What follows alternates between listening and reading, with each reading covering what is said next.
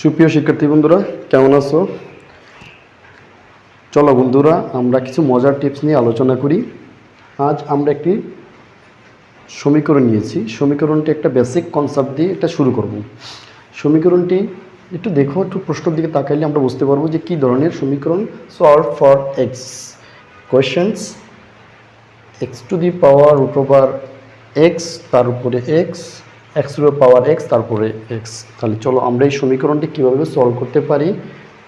প্রিয় শিক্ষার্থী বন্ধুরা, তোমরা একটু করে দেখাও দেখি।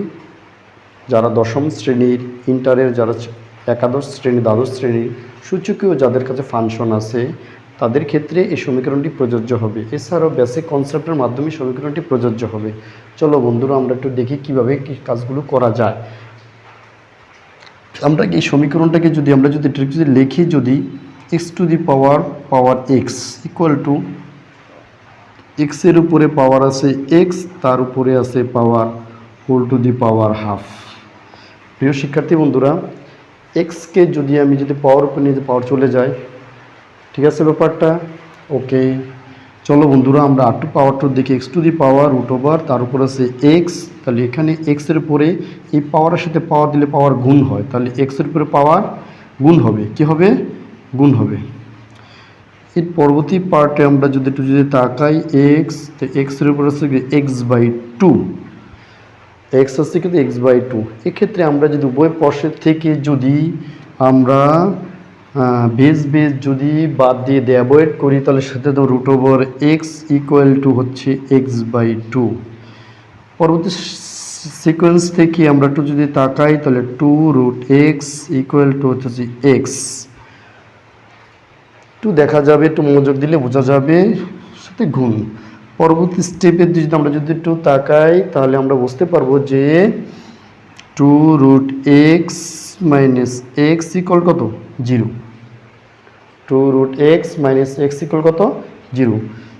সেকেন্ড পজিশনে আমরা যদি আর টু তাকাই, যদি রুট এক্সকে যদি আমরা কমন নেই, তাহলে two minus root x equal কত? Zero. Two minus root x equal zero. Third পজিশনে আমরা যদি তাকাই, root x not equal to zero or two minus root x equal কত? জিরো।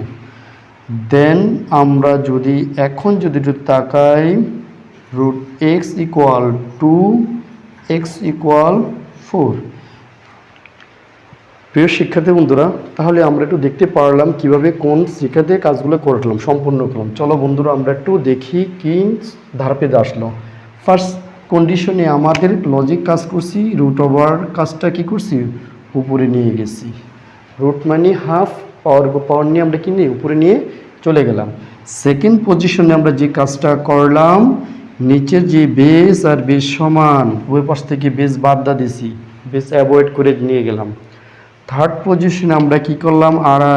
আর গুণন, যেটাকে বলা হয় টু দিয়ে এক্সের গুণ করলাম, নিচে ওয়ান আছে। ফোর্থ পজিশনে আমি কি করলাম? মাল্টিপ্লাই, অর্থাৎ সাইড চেঞ্জ করলাম, এক্সকে মাইনাস এক্স সাইড চেঞ্জ করে নিয়ে আসলাম। থার্ড পজিশনে আমি কি করলাম? দুইটা থেকে রুট এক্স কমন নিয়ে নিলাম।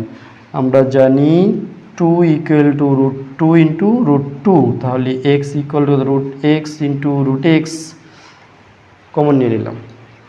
এরপরে আমরা সেই স্টেপে অঙ্কটা করে সমাধান করে মানটা বের করে নিয়ে আসলাম।